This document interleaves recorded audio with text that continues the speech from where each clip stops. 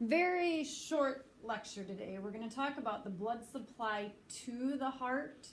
So everything that we talked about last time was blood going through the heart.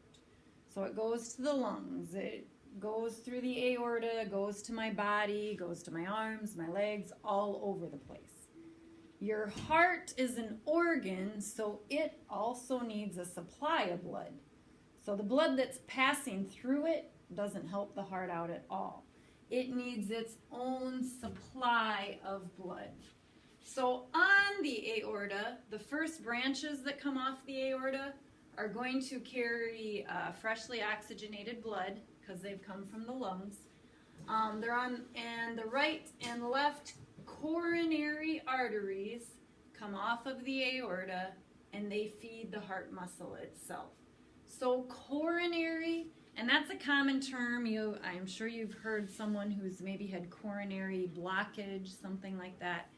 Coronary arteries, coronary veins are the vessels that feed and drain the heart. So being a muscle, the heart needs a supply of oxygen. The coronary arteries are going to supply that oxygen to the heart specifically. Branches of the coronary arteries then feed many capillaries of the myocardium, which is that thick layer of heart muscle. Blood flows the best during the relaxation periods of the heart because when the heart itself contracts, it's going to close those blood vessels. So these blood vessels that feed your heart are not very big, and when the heart contracts, it makes them vessels even smaller. So when your heart relaxes, when it's not squeezing, that is when blood flows the best through those blood vessels. Which is also why, there's a higher rate of heart attacks after exercise or something strenuous because your heart is beating faster, which causes those vessels to close or constrict more often. So here, if I look, here's the aorta, and they've just made an incision across, so there's a cut across here. Here's the aortic valve that leads up to the aorta, and right here is the opening of the left coronary and right coronary arteries. So pretty much right past the valve is where those arteries are going to leave. So the coronary arteries are two small arteries that leave right after the blood has come out of the heart.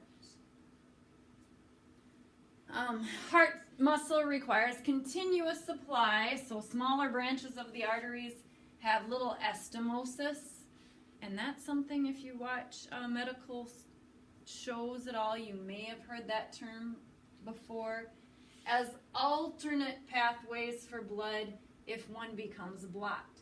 So basically, your heart can kind of, I don't know if repair, compensate, probably the better word.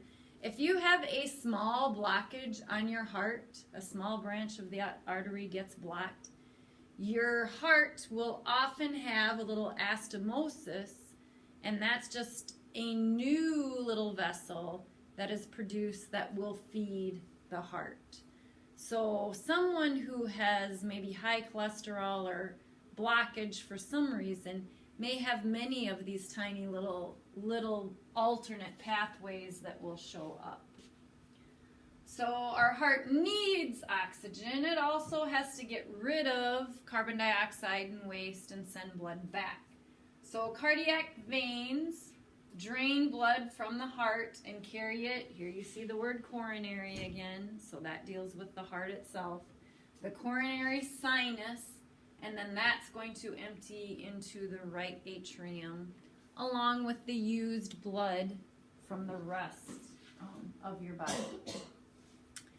So if I look here, here are cardiac veins that are going to bring back blood from the heart. Here is the great cardiac vein. Notice this yellow that surrounds these. This yellow is fat. And when we dissect hearts, a lot of times you'll see all of these blood vessels have a fairly large supply of fat. Fat tends to accumulate in those areas, which is another reason it can constrict those vessels, lead to heart attacks, blockages, and things like that. Anything else I want to? Here's the left coronary artery that's come back. It came back around here. Here's the right coronary artery. You can see those. Those are on the outside of the heart. They feed the heart itself. Here we're looking on the back side. Here is the large coronary sinus. So these veins are going to empty into this large vein, the coronary sinus, and that empties into the right atrium, where your inferior and superior vena cava also dump blood back into the right atrium. And then you can also see there is an interventricular artery that runs in between the ventricles. So here's the left ventricle, right ventricle. It basically splits it in half. Circumflex artery is an artery that runs around the heart. And those are just some of the smaller vessels that you can see that feed the heart. And that is where I'm going to stop for now.